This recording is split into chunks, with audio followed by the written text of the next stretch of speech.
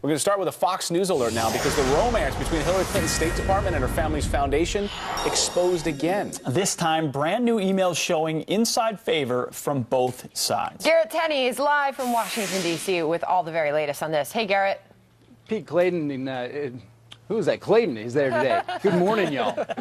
These emails, again, they raise the issue of whether or not there was a pay-to-play culture within Hillary Clinton's State Department and with the Clinton Foundation. The conservative watchdog group Citizens United has released 8 new emails it obtained from a Freedom of Information Act lawsuit against the State Department.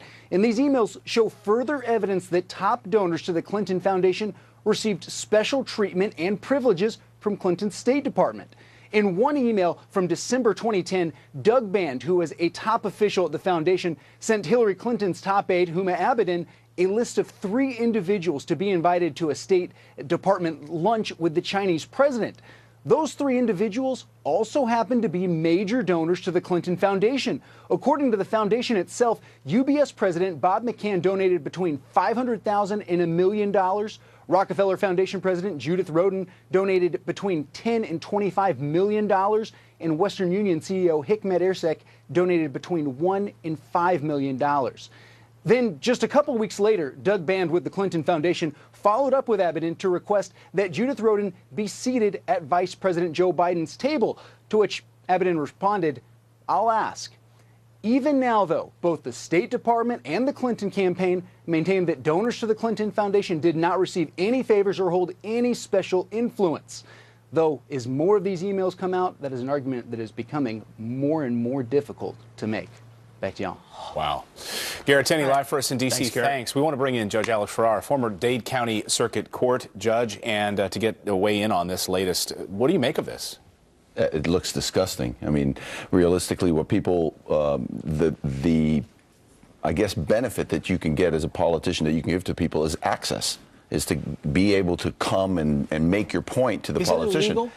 It can be if they can make the link, the last link that we were talking about that's missing, which is, was there a payoff for that, other than the access, other than meeting, which I think looks disgusting by itself. If as a judge, my role is a little different. If I were requiring people to make contributions in order for them to get some benefit from me, that would clearly be corruption.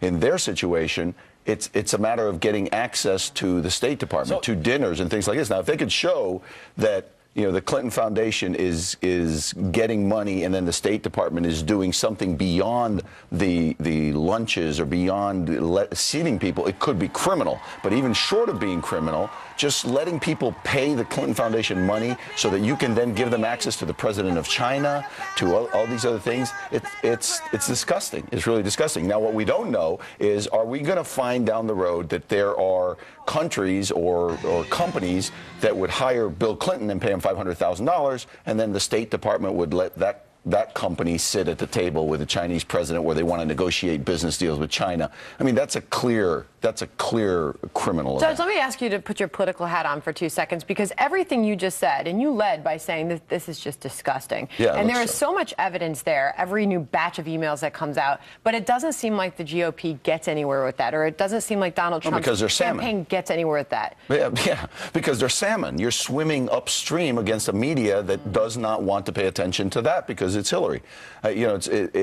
You're constantly fighting the battle that if this were flipped around and Donald Trump were the one who was doing the pay-for-play, it would be in Time magazine. It would be on the New York Times front page, like Donald Trump is every day. It would be on every network. But because it hurts Hillary, you're constantly fighting the uphill battle. That's right. Well, speaking of media taking one way or the other, media has been blasting Donald Trump for citing the tragic death of Dwayne Wade's cousin, a 32-year-old woman in Chicago, gunned down.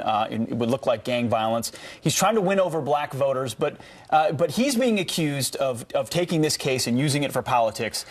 Yet he's making a very legitimate point that gun violence is overwhelming. Is the media just, again, biased against him? No, but his tweets they also totally are biased against him. The problem is that Donald Trump is a bull in a china shop. The point he's making is a valid point. Chicago murders are at like 360. They're up 30% from last year. People are getting slaughtered over there. So he's making a very valid point that blacks in the last 8 years, that your situation really improved. You're still living in poverty. Your schools are failing, which means your chances of clawing your way up like other minorities are diminished. Your unemployment rate is through the roof. So, you know, with Cuba, people would say, hey, you know what?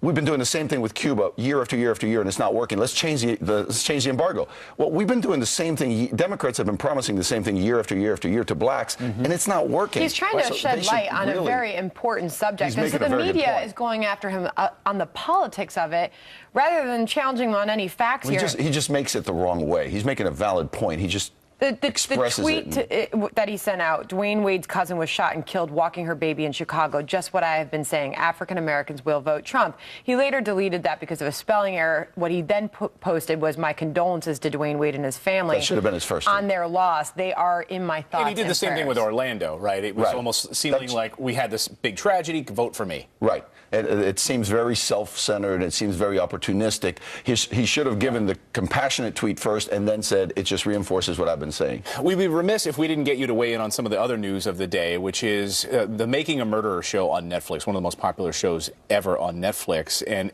this morning, Stephen Avery's named once again as one of the top trending topics on Facebook. Why? Because his attorney in that case is now saying, Kathleen Zellner, she told reporters that she wants them to do a full reevaluation of the DNA tests that were found at the scene of Teresa Halbach's murder. That is the key that she believes was planted there, that just shows his DNA on the key. If it's a key in your pocket for many, many years, wouldn't her DNA also be on that key, and it wasn't in the first test? All sorts of things with this old DNA. She says we've seen such advancements in DNA testing that he will walk away a free man, having been framed a second time. What do you make of this? Well, first of all, the documentary was a one-sided documentary. For people to jump on it and say, "Oh my God, that's the whole truth," and he must be innocent, is a big leap. You know, it's like saying Fahrenheit 9/11 was a very balanced documentary. Right. That being said, I'm all in favor of the right result. So if there is DNA that can be tested, and because of advances that test can show that this DNA was planted, then my attitude is, what's the harm? You may find you convicted the wrong person. The worst thing that happens is you end up proving that either he is the one who did it or it's not conclusive. So I say test it, of course. You know, I'm all in favor of getting the right result. How many chances does he get?